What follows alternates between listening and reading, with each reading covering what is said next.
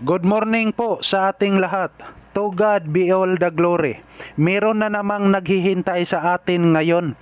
Isang Ford Ranger XLT na itim. Tinawagan ako kaninang madaling araw na magpahula raw siya. Akala ko magpahula siya sa akin para sa kinabukasan niya. Ay hindi pala.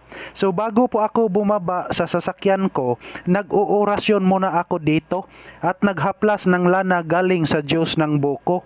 So nang bumaba na ako, naisip kong mag-interview lang muna sa kanya. Pero medyo kinabahan ako, baka hindi umubra ang patsamba ko rito. Sir, unsa kay problema ani sir?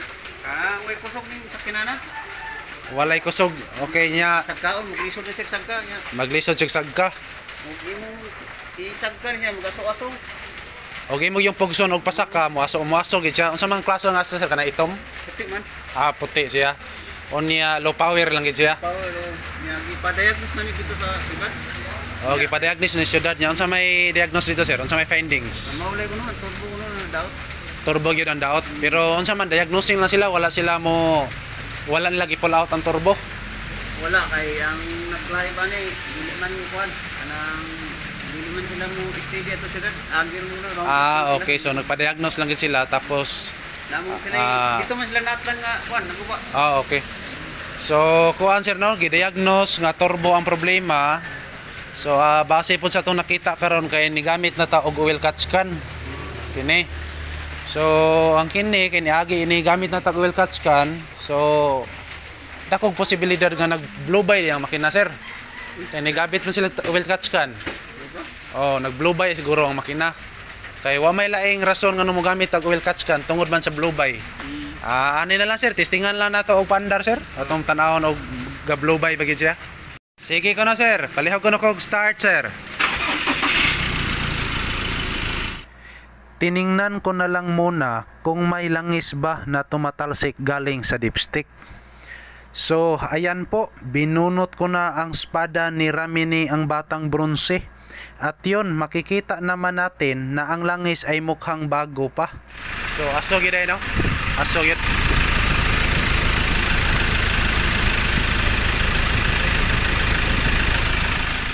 Palihog ko na kog rave sir.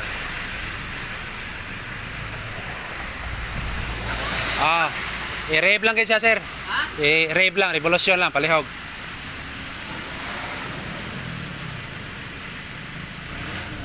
Okay, revolusyon kay sir. Okay, revolusyon lang. Nakikita naman natin dito na ang tambutso ay umuusok na talaga. Pero hindi masyadong maitim. Para sa akin ay normal reaction lang po ito pag ang ating turbo ay may stage 4 cancer na. Sige, balik ko kuan sir, balik rave sir. Okay. Sa na-observe natin dito mga kaalbularyo, ang turbo actuator ay mabilis pang gumalaw. Parang gusto pa siyang lumalaban sa kanyang pakiramdam na stage 4 cervical cancer. Pero nang sinimulan na sa pag-check up ng albularyo ninyo, mukhang lumala na yata ang sakit nito. Pero ipakita ko pa rin sa inyo, ano kaya ang opinion nyo dito? Rave natin So ngayon aabot naman tayo sa 4,000 RPM. Kung kayo ang tatanungin ko, anong masasabi nyo? Kung hindi ako nagkamali, parang nalilito na yata ang mga basher natin dito. Ang masasabi ko lang sa inyo, wala pa akong isang buwan na nagiging isang certified na albularyo. Kung palagi kayong magbabash sa akin, lalong humahait ang talento ko. Ano ba yung humahait sa Tagalog? Kayo nang bahala mga kalbularyo, kasi mas dumami pa ang subscriber ko. So ako pa sa inyo, tapusin nyo na lang po ang video ko. Settings muna na kanang gurang-garang kuan. Oo. Pero kini sir, gasiga na gini mo kuan. Meray kini wa na patay man kuan. Ang kaniyang fuel. Yung fuel, okay. Inyo man gipik sa una niya na kuan. Okay. So ang kuan sir, ang kining katong check engine ganina na nag-check engine lagi ito no? So pagdagan mo ganina sir, check engine sa gito siya kanina. No, check engine. Nya karon kinawa lagi. Nawa, magwawa sa muna siya. Kay katong gahapon, o katong wa pa na magsinso, wala man to. Ang gawas ang katawan din niya, igbo ko itong gingon ako sa iyo. So katong check engine nga nakita na to ganina is bago ra to siya. Bago na. Okay. Sige. Okay, gumamit na tayo ng X-ray machine natin mga kalbularyo. So ayan na po. Pinalabas na natin ang ating X-ray machine at nakikita natin na hindi lang cervical cancer ang problema dito. Yung DTC o tinatawag nating data trouble codes ay may 36 na naka-alarm. Meaning to si mga kalbularyo ay lalong nag-complicate na talaga, pati kidney ay sinira na rin. So ito na po mga kalbularyo, no, pag ganitong problema, makaranas tayo ng low power, ay una nating tingnan talaga yung turbo. At pagkatapos niyan, i-check din natin yung EGR. Kasi sa itong sasakyan, nakikita naman natin kanina na yung ang tambutso na ay grabing mausok.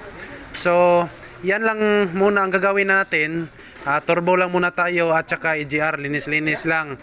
At hindi pa yan makukuha ng yung usok ay time na natin na bubunutin na natin yung 4 na injector. So for the meantime mga kalbularyo, ito lang muna ang gagawin natin at observe lang natin. Okay, here we go. So ayan na po mga kalbularyo. Ayan po, naitanggal na natin yung turbo assembly. Ayan. So dito nakalagay yung turbo assembly ng Ford Ranger 2.2 XLT. So ayan na po. At dito naman tinanggal na po natin yung EGR. Ipapakita ko sa inyo mga kalbularyo kung gaano kalinis itong makina na to. O ayan.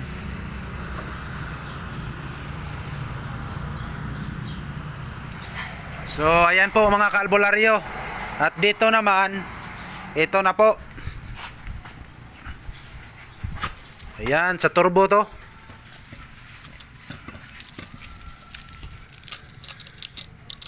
Sirang-sira na. Sirang-sira na.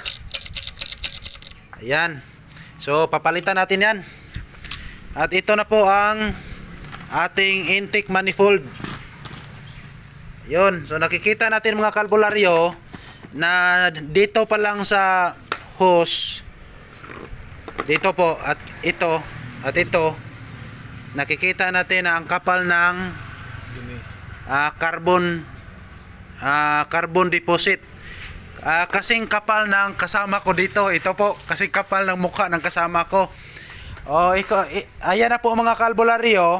At ngayon ay tatanggalin natin itong intercooler turbo. Kasi nakapasok na yung langis. So ang langis, pag nasira na yung turbo assembly, yung mga shafting niya ay papasok na ang oil. So ayan, pag papasok na yung oil, dito dumadaan ang oil, tapos papuntang EGR. So yan ang gagawin natin. Linis-linis lang muna tayo dito. So ito na po mga kalbularyo, naikabit na natin lahat yung bagong turbo natin. Ito po. So ayan, bago na po yan. So ngayon, observe lang natin at try nating panda rin. Okay, Direct Rams, fire Direct Rams. So ayan. So nung dati mga kalbularyo, pag umaandar ng makina ay makarinig tayo ng galingan ng bato. So ngayon mga kalbularyo ay galingan ng humay na, wala ng mga mais-mais.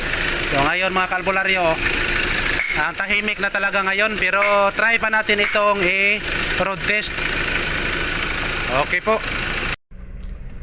So ito na po, nag-road test na kami ni Sir. Kasama kami ngayon. So ito na, maximum muna tayo ng 60 mga kalbularyo ha. Hindi lang muna tayo lalagpas. Kasi proseso ito pag brand new ang turbo na ikapit natin. Talagang brand new, hindi surplus. Pag surplus, pwede tayo tatakbo ng 100. Pero brand new naman ang kinabit natin dito.